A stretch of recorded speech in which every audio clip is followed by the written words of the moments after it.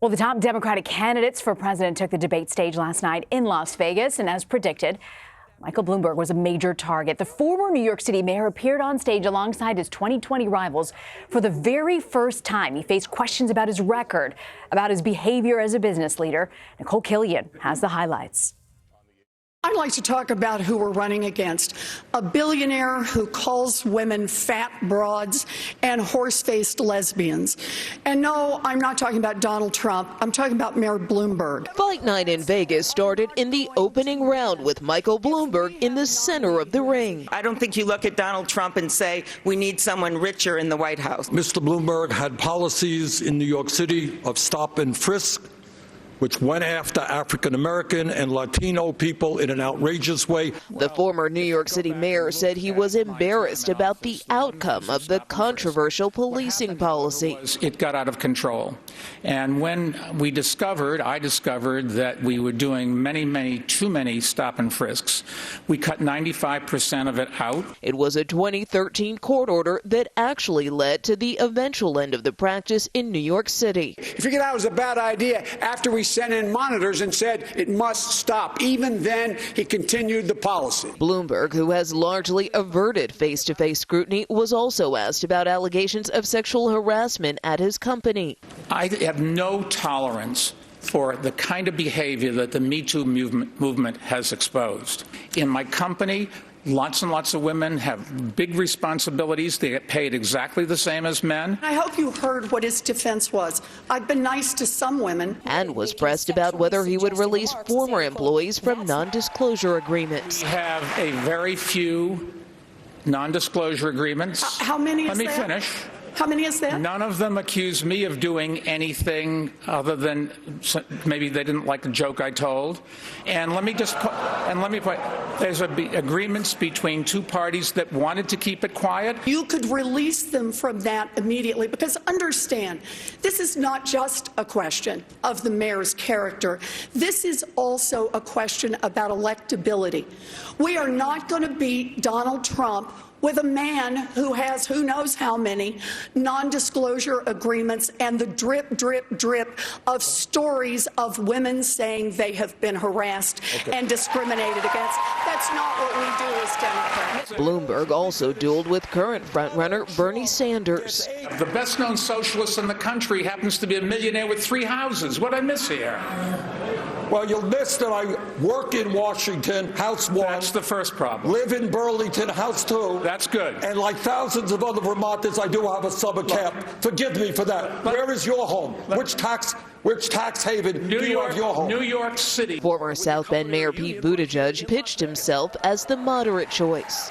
We shouldn't have to choose between one candidate who wants to burn this party down and another candidate who wants to buy this party out. I want to bring in Caitlin Huey-Burns in Las Vegas, along with Molly Hooper, Antjuan Seawright here on set. Caitlin's a CBSN political reporter. Molly's a CBS News political contributor. Antjuan is a CBS News political contributor and a Democratic strategist. Okay, Caitlin, to you in Vegas, Sin City. Elizabeth Warren's raised more than $2.8 million after that performance last night. Boy, was she hot out of that gate. You know, she had been slipping recently. How does the campaign plan to harness this momentum, and what's their, what do they plan to do going forward at this point? That's right. Elizabeth Warren, coming off from disappointing finishes in Iowa and New Hampshire, looking to make her case at the Nevada debate. A couple of days before, she kind of previewed her lines of attacks against Michael Bloomberg, and she certainly delivered that last night. He served as really a perfect foil for her, standing right next to her on stage. And she went after him in 2 ways. First, he kind of neatly fits into everything she's been campaigning against, particularly money in politics. And second, he kind of served as a proxy for Donald Trump for her, in her view. And she was really laying into him, because remember, what we've heard from voters over and over again is that they want a candidate who they believe can take on Donald Trump. And a lot of voters that we talked to try to imagine these debates as if Donald Trump were on it as well, going after these candidates. And so I think the Elizabeth Warren campaign thought it was successful in that regard. They were also looking for that night to stay stay relevant, to kind of claw their way back into the spotlight after losing in New Hampshire and Iowa. Nevada will be a key test for them. The question is, can they keep this momentum? We've seen past debates have a real effect on the voting, but remember, voting is already underway here. There were 4 days of early voting prior to the caucuses with record turnout in the early voting. That was the first time they've had that before. And early voting has already begun in some of the early Super Tuesday states like California especially. So can this debate really change the trajectory for Elizabeth Warren, I think is the question coming in. But the campaign certainly feels like last night they did everything that they could by getting her at center stage and going after really pretty much everyone. Antjuan, I asked you before we started, how do you explain Elizabeth Warren last night? And you said... You know, Elizabeth Warren is the type of quarterback who first play of the game, she goes straight down the field for the end zone. And that's what she did last night. And sticking with our football analogy, it's almost like the first day of practice or the first big game, and you get the welcome to the big league hit. I think that's what Mayor Bloomberg received from quarterback and linebacker Elizabeth Warren last night. She had an agenda, and she was focused on it, and she stayed true to it. As a result, I think it re-emerged her and her relevance on the debate stage as well as in this nomination process. She was slipping. However, I think she positioned herself to really grab space and grab gravity in the moment, and that helps her.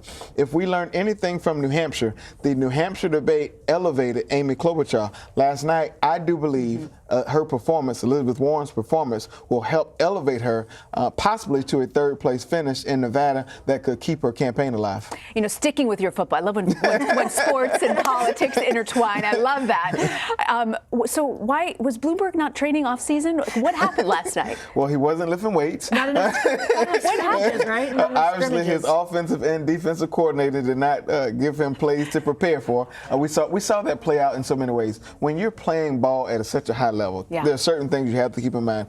Any previous game film, your opponents are going to use it against you to figure out how to defeat you. We saw that play out. And when you know you have a weakness, whether it's on your team or whether it's on your ability to execute plays, you have to practice and you have to prepare for that and try to overcome that. He did not do any of those things, and I think that's why the performance came about as it did last night.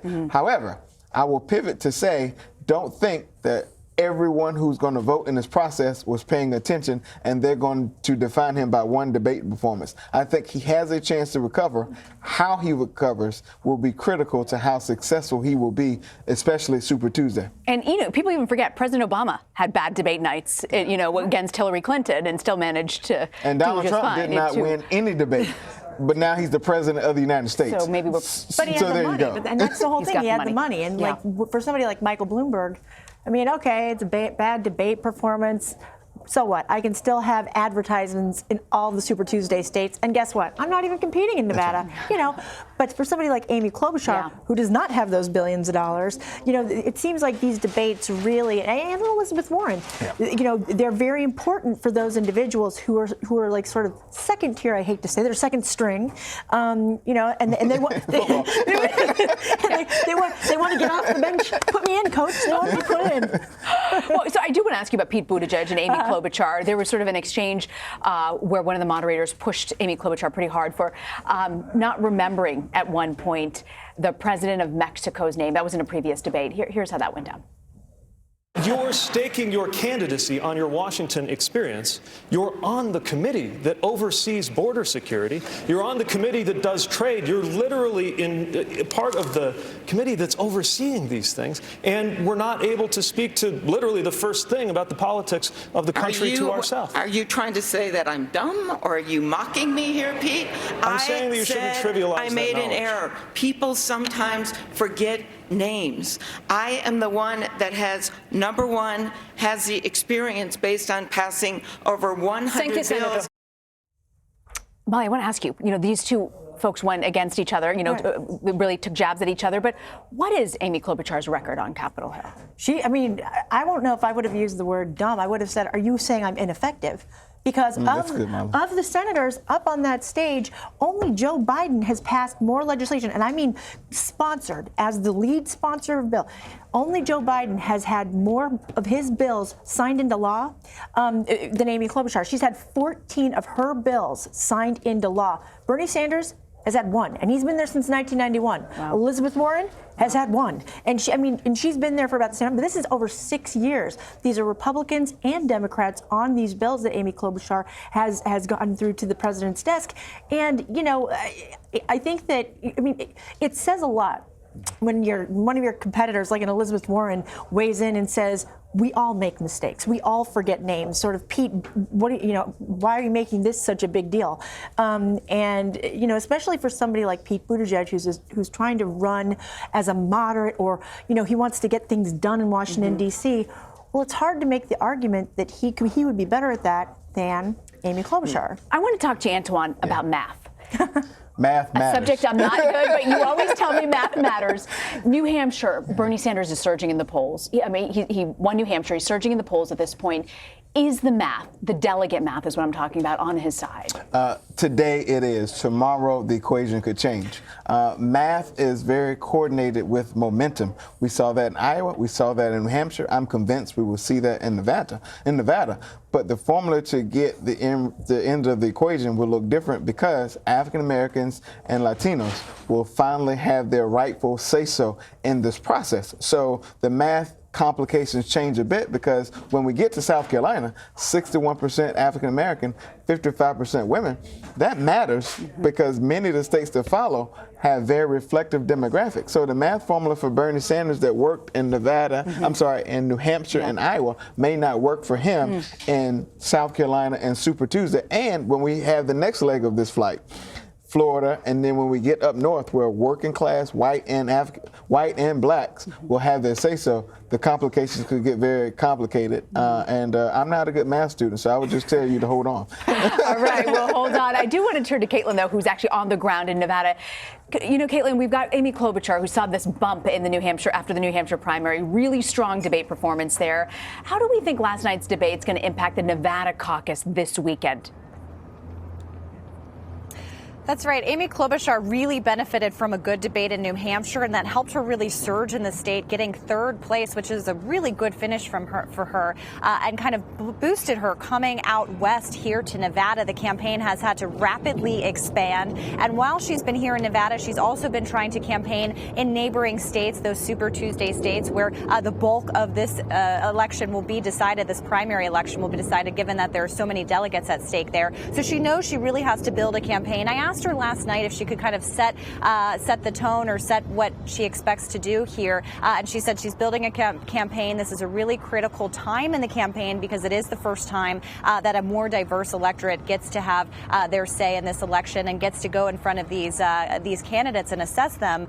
The thing to watch, though, however, is that, again, people are already voting. So even if she had a good debate performance last night, does that impact people who are going to be going to the caucus on Saturday? We'll have to wait and see. But judging from how Pete Buttigieg was going after her last night, it certainly seems, as part of the Buttigieg strategy, that there is some momentum on behalf of Klobuchar. So that was an interesting dynamic to watch, and will likely continue.